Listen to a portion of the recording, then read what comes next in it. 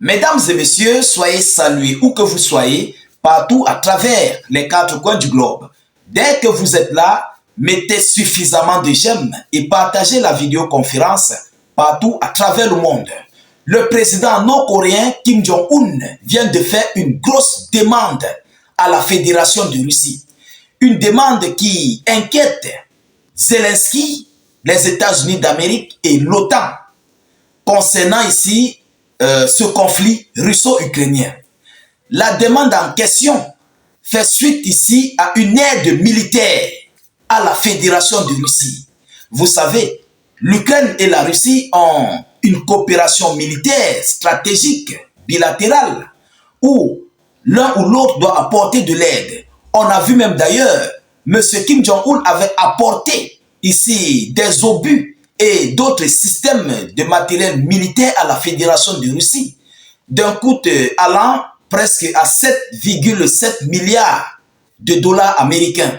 Mais comme cela ne suffisait pas, Kim Jong-un a encore envoyé ses soldats du côté de la Fédération de Russie, où même en ce moment précis se trouvent déjà sur les lignes du front du côté de la région de Kursk. Alors, chères dames, chers messieurs, après l'envoi de ces troupes, Kim Jong-un a procédé au transfert des généraux. Oui, les généraux nord-coréens sont désormais transférés du côté de la Fédération de Russie pour apporter ici une autre qualité de stratégie de combat aux Russes et aussi à leurs soldats nord-coréens. Vous comprenez? Donc, en tout état de cause, normalement, il le faut. Si déjà on envoie des soldats au front, il faut des gens qui se comprennent en fait pour mieux essayer d'échanger dans le domaine militaire, dans le domaine des échanges et tout ce qui s'ensuit sur les lignes du front. Alors, comme tout cela ne suffisait pas, M. Kim Jong-un vient de faire une nouvelle requête. Mais la requête en question que le président, le dirigeant nord-coréen a envoyée à son homologue russe est une demande qui va complètement mettre les Occidentaux dos au mur.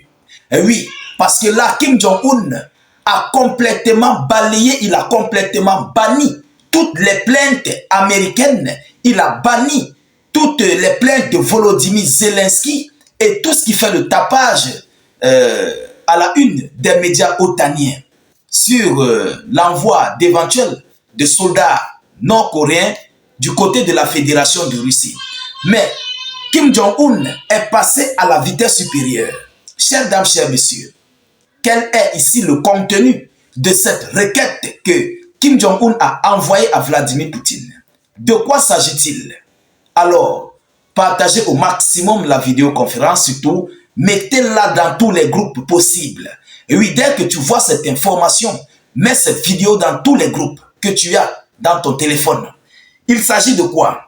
Monsieur Kim Jong-un a rédigé une requête à Vladimir Poutine en lui permettant, lui demandant, donc c'est lui, Kim Jong-un, qui demande à Vladimir Poutine à ce qu'il puisse envoyer des avions de chasse pour lutter contre les forces du mal. Oui, voilà ce que Kim Jong-un vient d'envoyer comme requête à Vladimir Poutine. Tellement Kim Jong-un est pressé de passer à l'affaire, tellement il veut faire face à ses ennemis, il a envoyé des soldats, ça ne suffit pas. Il veut passer à la vitesse supérieure. Il demande à M. Vladimir Poutine de l'accorder juste un OK, que Poutine signe un OK sur cette requête. Mesdames, mesdemoiselles et messieurs, pour que lui, Kim Jong-un, doit dépêcher des avions de chasse, des avions de combat pour les envoyer du côté des lignes du front en Ukraine. Chères dames, chers messieurs, nous savons ce que cela peut créer. D'abord que l'envoi des soldats nord-coréens est en train de créer de l'escalade imminente dans ce conflit russo-ukrainien. Mais Kim Jong-un, cela ne le dit en fait absolument rien. Il a décidé de transférer maintenant des avions de chasse du côté de la Fédération de Russie. Ah oui, il vient de mettre la barre mais très haute Mesdames, Mesdemoiselles et Messieurs, on sait que l'Ukraine a ses alliés qui le fournissent des avions de combat, des chars, des hommes, des munitions. Et vous savez, ces gens n'aiment pas lorsqu'on aide la Fédération de Russie. Ils ne l'aiment pas. Ils n'aiment pas lorsque les alliés de la Russie envoient du soutien militaire à la Fédération de Russie. Et c'est cela, c'est cette idée-là que Kim Jong-un veut complètement balayer dans leur cerveau. Et oui, il a décidé de balayer cela dans leur cerveau. Parce que comme vous soutenez l'Ukraine, c'est ce qu'il se dit, comme vous soutenez l'Ukraine, sur une voie même d'ailleurs illégale, le soutien otanien à l'Ukraine est illégal. Parce que l'Ukraine ne fait pas partie de l'Union européenne, l'Ukraine ne fait pas partie de l'OTAN, l'Ukraine n'a pas de coopération militaire avec certains pays, mais qui fournissent des équipements militaires à l'Ukraine.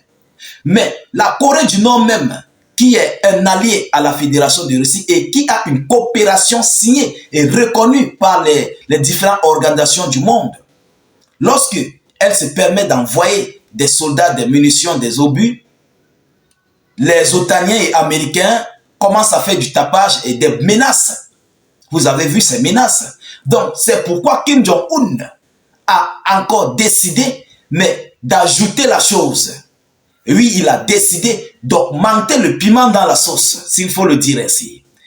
Alors, Kim Jong-un a, en d'autres termes, déclaré comment dirais-je, Kim Jong-un a déclaré un bras de fer face aux États-Unis d'Amérique, face à l'OTAN, avec ce transfert d'hommes d'abord, et suite aux généraux, et ensuite, face à cette requête, qu'on attend juste que Poutine donne son mot d'ordre pour que Kim Jong-un doit envoyer des avions de combat du côté de la Fédération de Russie pour faire face aux forces du mal, comme lui-même Kim Jong-un l'a déclaré.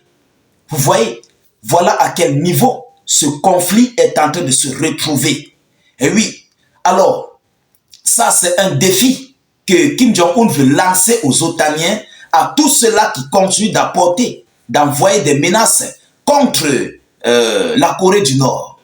Alors, chères dames, chers messieurs, nous attendons voir la réaction des États-Unis d'Amérique. Nous attendons aussi la certification ou bien le mot d'ordre de Vladimir Poutine par rapport à cette demande que Kim Jong-un vient d'envoyer du côté de la Fédération de Russie. Mais en tout état de cause, la situation est très chaude.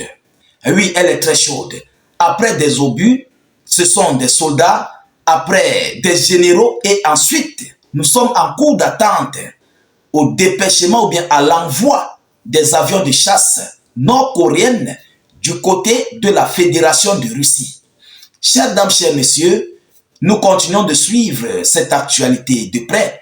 Nous ne manquerons pas de vous tenir informés de la suite de ces hostilités. De votre côté, rassurez-vous comme à l'accoutumée, vous savez, nous réalisons des vidéoconférences, c'est à vous de nous apporter un coup de pouce, juste un partage, un maximum de partage. C'est ça en fait qui nous galvanise, ça nous donne plus de courage. Vous comprenez? Nous, on n'a pas de salaire là-dessus. Nous réalisons des vidéos pour vous tenir informés de la situation géopolitique, géostratégique mondiale. Donc, à vous aussi de participer à vos droits de contribution à nos différentes réalisations de nos vidéoconférences.